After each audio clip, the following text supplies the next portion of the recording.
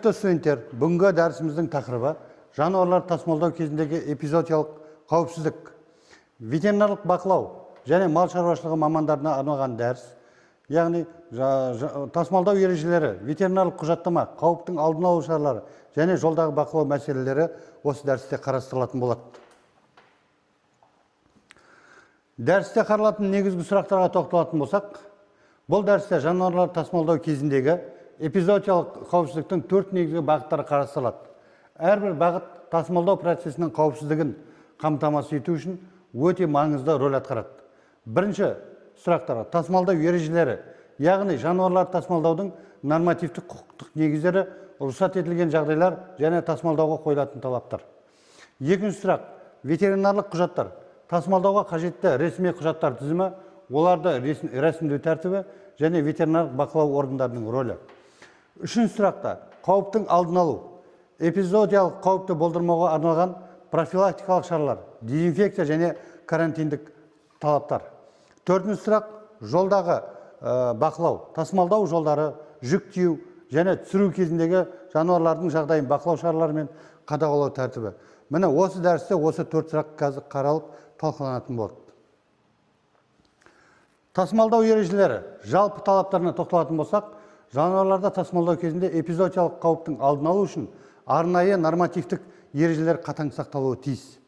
Бұл ережелер халықаралық және ұлттық ветеринарлық заңнамаға негізделіп жасалған. Клиникалық сау жануарлар. Тасымалдауға тек клиникалық сау жануарлар ғана рұқсат етіледі. Тасымалдау алдында ветеринарлық тексеру жүргізіліп, жануардың жалпы жағдайы, дене температурасы және мінез-құлқы бақыланады. Ауру немесе күмәнді жануарларда тасымалдауға тыйым салынады. Тасымалдауға рұқсат беру. Жануарларды тасымалдауға ветеринарлық бақылау органының арнайы рұқсаты қажет. Рұқсат ветеринарлық тексеру нәтижелері негізінде беріледі. Рұқсатсыз тасымалдау заңсыз болып табылады және әкімшілік жауапкершілікке алып келетінін естен шығармаған жөн. Келесі халықаралық стандарттар. Тасымалдау ережелері халықаралық эпизоотиялық бюро стандарттарына және Қазақстан Республикасының ветеринариялық заңнамасына сәйкес болуы тиіс. Халықаралық тасымалдау кезінде елдің ветеринарлық талаптары да қатаң ескерілуі керек. Ветеринариялық құжаттар, яғни ветеринарлық документтер. Бұларда жануарлар тасымалдау кезінде дұрыс рәсімделген ветеринарлық құжаттар эпизоотиялық қауіпсіздіктің кепілі болып табылады. Барлық құжаттар тасымалдауға басталғанға дейін толық дайындалуы тиіс. Бірінші, ветеринарлық куәлік. Жануарлардың клиникалық сау екенін растайтын ресми құжат. Ветеринарлық дәрігер тексеру жүргізіп, нәтижесін куәлікке енгізеді. Куәлікте жануардың түрі, жасы, жынысы, идентификациялық нөмір және тексеру күні көрсетілетін болады. Тасымалдауға рұқсат. Ветеринариялық бақылау органы берген арнайы рұқсат құжаты. Рұқсатта тасымалдау бағыты, жануарлар саны, тасымалдау мерзімі және көлік түрі көрсетіледі. Рұқсатсыз тасымалдау заңсыз деп саналады. Жануарлар паспорты.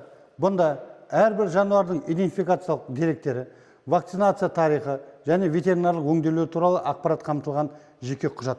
Паспорт тасымалдау кезінде міндетті түрде бірге болуы тиіс. Қауіптің алдын алу шаралары. Эпизоотиялық қауіпті болдырмау үшін тасымалдаудың барлық кезеңдерінде кешенді профилактикалық шаралар қолданылып отырады. Бұл шаралар инфекцияның таралмауына жағдай жасайды. Алдын ала тексеру. Бұл кезде тасымалдау алдында міндетті түрде ветеринарлық тексеру жүргізіледі. Жануардың клиникалық жағдайы, дене температурасы, тыныс алу және жүрек соғысы бағаланатын болады. Ауру белгілері анықталған жануарлар тасымалдаудан шығарылады. Екінші, дезинфекция. Көлік құралдары мен контейнерлер тасымалдау алдында және кейін міндетті түрде дезинфекцияланады. Дезинфекциялық заттар ветеринарлық бақылау органы бекіткен тізіммен таңдалады. Дезинфекция актісі мен реттеледі. Вакцинацияға тоқталатын болсақ, тасымалдау алдында жануарлардың вакцинация статусы тексерілетін болады. Қажет болған жағдайда тасымалдауға дейін жеткілікті уақыт бұрын вакцинация жүргізіледі. Вакцинация куәлігі құжаттарға тіркеледі. Карантиндік бақылау. инфекциялық аурулар қаупі бар аймақтардан тасымалдау кезінде карантиндік шаралар қолданылады. Карантин мерзімі ауру түріне байланысты анықталады. Карантин аяқталғаннан кейін ғана тасымалдауға рұқсат беріледі. Тасымалдау көліктері мен контейнерлерге тоқталатын болсақ, жануарлар тасымалдау кезінде олардың қауіпсіздігі мен жайлылығын қамтамасыз ететін арнайы жабдықталған көлік құралдары немесе контейнерлер қолданылады. Көлік таңдау жануар түріне, санына және тасымал қашықтығына байланысты анықталады. Жайлылық талаптарына жануарларға жеткілікті кеңістік бөлінуі тиіс. Тасымалдау кезінде жануарлар бір-біріне зиян келтірмейтіндей орналастырылады. Еден тайғақ болмау керек, жарақаттануды болдырмау үшін жұмсақ төсеніш қолданылады. Вентиляция жүйесі контейнерлер мен көлік құралдары жеткілікті ауа алмасуын қамтамасыз ететін вентиляция жүйесімен жабдықталуы тиіс. Ал ауа ағыны жануарлардың тыныс алуын жеңілдетіп, температураны реттеуге көмектеседі. Және қауіпсіздік стандарттары барлық тасымалдау құралдары халықаралық және ұлттық қауіпсіздік стандарттарына сәйкес болуы тиіс. Құлыптар, бөлімшелер және авариялық шығу жолдары тексеріліп, дұрыс жұмыс істеуі қамтамасыз етіледі. Жүктеу және түсіру кезіндегі бақылау, тиеу алдындағы шаралар, жануарларды клиникалық жағдайын соңғы тексеру, тиеу алдында жануарларға зиян келтірмеу, жануарлардың бір-біріне тиюін қадағалау, дұрыс орналастыруды қамтамасыз ету, ветеринарлық құжаттарды тексеру. Түсіру кезіндегі шаралар, жолдағы жағдайды бағалау, жануарлардың жалпы күйін тексеру, ауру белгілері бар жануарларды оқшаулау, қабылдаушы тараптың ветеринар хабардар ету, тасымалдау актісін реттеу. Жүк тиеу және түсіру кезінде жануарлардың күйін бақылау эпизоотиялық қауіпсіздіктің маңызды бөлігі болып табылады. Тасымалдау жолдары және маршруттарын жоспарлау. Тасымалдау жолдарын дұрыс жоспарлау эпизоотиялық қауіпті азайтудың маңызды шарттары болып табылады. Маршрут жануарлардың қауіпсіздігін, тасымалдау уақытын және эпизоотиялық жағдайды ескере отырып таңдалады. Маршрутты таңдау бірінші. Эпизоотиялық қолайсыз аймақтарды айналып өтетін маршрут жоспарланады. Ауру ошақтары бар аймақтардан аулақ болу міндетті. Екінші, ветеринарлық бекеттер. Маршруттағы ветеринарлық бақылау бекеттері алдын ала анықталып, тексеру үшін тоқтату жоспарланады. Үшіншісі, жолдағы бақылау. Тасымалдау барысында жануарлардың жағдайы үнемі бақыланады. Қажет болған жағдайда ветеринарлық көмек көрсетілетін болады. Және төртіншісі, мақсатқа жету. Жануарларды мақсатты пунктке жеткізіп, қабылдаушы тараптың ветеринармен бірлесіп тексеру жүргізіледі. Эпизоотиялық қауіпсіздіктің негізгі көрсеткіштері болып, яғни тасымалдау кезінде эпизоотиялық қауіпсіздікті бағалау үшін бірнеше негізгі көрсеткіштер қолданылатын болады. Бұл көрсеткіштер тасымалдау сапарын және қауіпсіздік деңгейін анықтайды.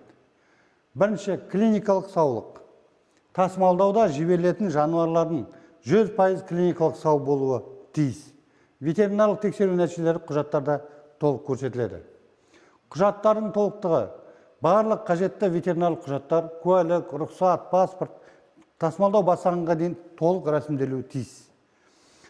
Көлік сәйкестігіне келетін болсақ, тасымалдау көлігі немесе контейнері жануар түріне, санына және тасымалдау қашықтығына сәйкес болу керек, жеткілікті вентиляциямен жабдықталуы тиіс. Және профилактикалық шараларға тоқталатын болсақ, дезинфекция, вакцинация және карантиндік шаралар толық орындалып, нәтижелері актілерде тіркелуі қажет.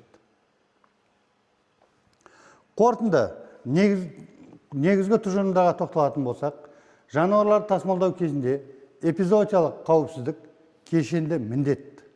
Яғни, ол ветеринарлардың, тасымалдаушылардың және бақылау органдарының бірлескен жұмыстарын талап етеді. Тек сау жануарлар тасымалдауда тек клиникалық сау жануарларға ғана рұқсат етіледі, міндетті ветеринарлық тексеру жүргізіледі. Құжаттама, ветеринарлық куәлік, рұқсат және паспорт тасымалдаудың міндетті шарты. Алдын алу шараларына келетін болсақ, дезинфекция, вакцинация және карантиндік шаралар эпизоотиялық қауіпті азайтады.